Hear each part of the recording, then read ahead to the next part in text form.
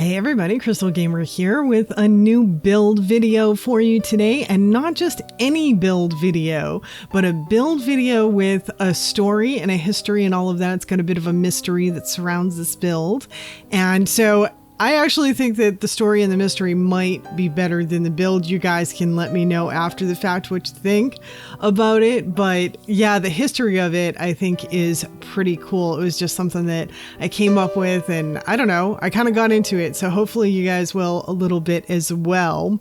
But before we get into the whole story and history and all of that stuff, if you are new to the channel and you're just coming here for the first time, I put out at least 2 or more Sims videos a week, all sorts of different content from builds to tutorials, challenges, pack reviews, fashion shows, cast videos, and more. If it is Sims related, I probably put it out or have put it out in the past. So if you are interested in The Sims, if Sims is your thing, don't forget to hit that little subscribe button below and the little bell for notifications so that YouTube lets you know when I put out new videos. And all right, so now that we are done with all of those formalities, let's get into the whole story behind this little build here. So this is the story of the old Victorian in Forgotten Hollow. Back years ago, when Forgotten Hollow was nothing more than a tiny little village, there was an older couple that lived there, Francis and Claire Croix. Francis was a very influential engineer in his day, one that designed and built one of the first major railway systems in the area. It went from Glimmerbrook to Forgotten Hollow, and that's how Francis and Claire ended up living in Forgotten Hollow, and also how they ended up with the nicest and largest home there, the best and only Victorian in the village at the time. But they weren't pompous people. On the contrary, they were wonderful and giving people, very popular and well-liked members of the community.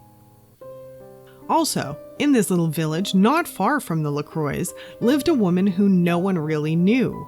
Her house was nothing more than this really run-down small shack. She kept to herself, barely ever coming out except to tend her garden at night of all times. She never spoke to anyone. So of course, she was a big mystery, and when someone's a big mystery, gossip abounds. There were so many rumors.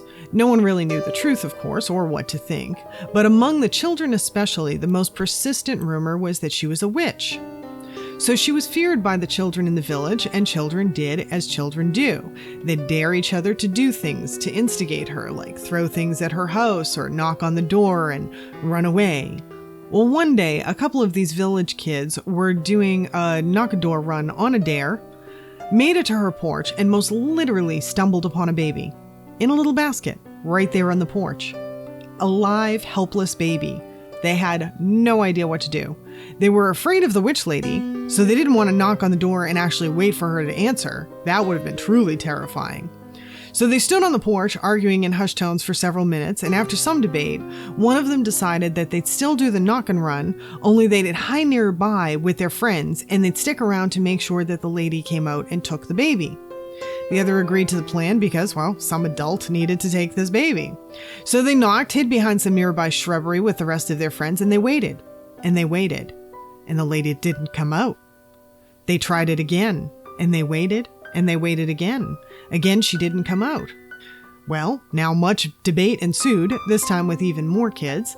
After a while, they achieved consensus. They should tell the Croix, the adults who lived closest. The kids were confident that the Croix would know what to do. When the Croix arrived, they tried knocking on the door over and over again, no response. At that point, night was beginning to fall, so they did the only thing they could, and they brought the baby home with them. For the next couple of months, Francis would walk to the woman's house, knock on the door repeatedly multiple times a day. He never got an answer. Of course, word spread quickly about this baby throughout the village. No one knew who the parents were, where the baby came from, and no one knew what happened to the woman in the house either. She still hadn't been seen or heard from since the day the baby arrived. So no one could explain the arrival of the baby, and no one could explain the disappearance of the girl, but they both happened on the same day. Now, after a couple of months with the baby, Francis and Claire had grown attached. They had had only one child together, and it had died right after childbirth. Claire had never gotten that far along again in a pregnancy without losing the baby. They'd tried for years too, praying for success that would never come. Now, they had a baby basically just show up on a doorstep. So this little one seemed like a miracle to them, a gift from God. Everyone in the village was very supportive too and agreed that Frances and Claire should keep the baby. They did, and they named the little girl Antoinette. Problem was, this little miracle of a baby may have been more like a curse than a miracle. As the little girl grew older, it was clear to everyone that she was a bad seed. Everyone felt uncomfortable around her, not in a way they could readily explain either, but they'd all somehow feel a sense of dread when she was near. Their hair would stand up on end, they'd get chills, and things happened around her, inexplicable things, accidents. People got hurt in ways that didn't make any sense. Now, the LaCroix loved their daughter as though she was their own. Her origin was never spoken of either, not by them, not by anyone in the village. They never treated her as anything except their own daughter and as a member of the community.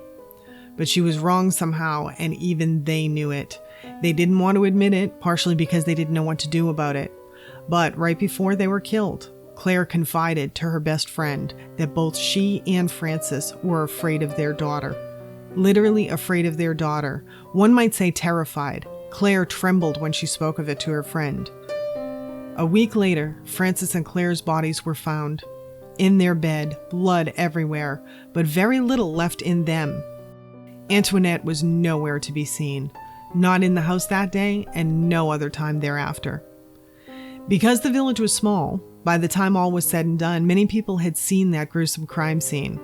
It would be imprinted upon their minds forever, and the story passed down from generation to generation, how the best people in town, their good friends, were murdered horribly. And everyone in the village thought it was Antoinette, even if they were afraid to say it, or they only said it in hushed tones. It didn't matter though, because no one ever saw Antoinette again. There were no more murders or freak accidents anymore either. But no one would move into the old LaCroix house. People believed it was haunted. They believed that the LaCroix did not rest in peace. There were many claims of sightings over the years. It was also so widely believed that Antoinette had murdered the LaCroix that that particular part of the legend became ingrained into it over time, the new generations accepting it as fact. Decades went by. Things changed in the village, but things stayed the same too. The story of the LaCroix continued to be passed down, and their old Victorian sat empty for more than a century. Finally, a strange and mysterious woman came from out of town and bought it from the city. Just so happens her name was Antoinette as well. She called herself Antoinette de la Fontaine. She laughed a trill when they told her the story and the woman's first name. She showed no fear in buying the house that so many people thought was haunted. Later, the records clerk would say that she got chills when Antoinette came in to sign the paperwork. The notary couldn't get her out of his office fast enough, even though he admitted that she was one of the most enchantingly beautiful women he'd ever seen. Rumors began circulating in the village almost immediately after her arrival. Some believe this Antoinette could be an ancestor. Others believe that there's no connection at all. Yet some others believe that this is the Antoinette, that she's either been reincarnated, or maybe she's an immortal being. Some people feel that she's the devil herself. Either way, many people in Forgotten Hollow have started locking their houses up even tighter these days, and you don't see kids out after dark like you used to. Antoinette's converted the old Victorian into a cafe, a place she's calling the Cobweb Cafe, due to the amount of cobwebs she said she found in it when she opened it up for the first time in over a century. At the grand opening, a reporter asked her if she'd seen the LaCroix ghosts, if the LaCroix lived on and were attached to the property. She laughed that lilting laugh of hers and said, "Oh, you have nothing to fear from the LaCroix ghosts." So she didn't deny the existence of the ghosts, and something about that seemingly reassuring statement felt very ominous to everyone in the room. Maybe there's nothing to fear from the LaCroix ghosts. Maybe there never was. But is there something to fear from this Antoinette? Is this the Antoinette? Could that even be possible? Locals don't visit Antoinette's Cobweb Cafe. Only those that stumble across it or curious and adventurous tourists who hear about the gruesome murders and the ghost story of the LaCroix. Every now and then there are rumors about a visitor to the cafe who's gone missing, but there's never any evidence of the visitor or of any foul play.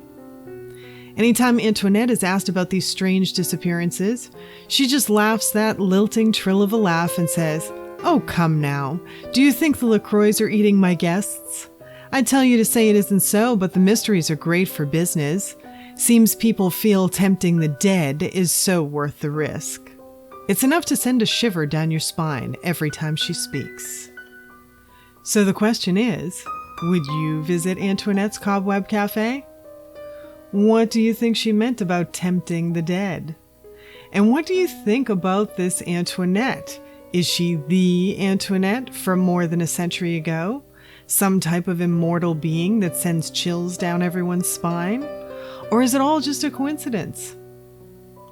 And so that's the story of the LaCroix Victorian, which incidentally is on the gallery under Antoinette's Cobweb Cafe, or my EAID Krystal Gamer 1. Its lot type is a cafe, and there are also some chess tables in the courtyard and a pipe organ in the restaurant for a couple of extra activities. It's a no CC build, 20 by 30 for 83,500 simoleons, and it's done with only around 5 packs, spooky and vampires being the most significant, and I also used several items from Get Together, Get to Work, and Dine Out, but that's about it. So I hope that means that people will be able to download it and use it. I've noticed that if I use fewer packs on a build, it tends to get downloaded more off of the gallery, so I found myself switching out items here and there, especially when I find I'm only using one item for a given pack. But look at this, we are getting close to the end of our time together today, so I do hope you enjoyed this little Victorian build, and of course the story of the LaCroix and Antoinette. Don't forget to let me know below what you think about Antoinette in the comments, and definitely don't forget to hit that subscribe button and the little bell below if you haven't yet. And thank you all so much for spending the time with me today. I do hope to see you all back again next time. Bye now.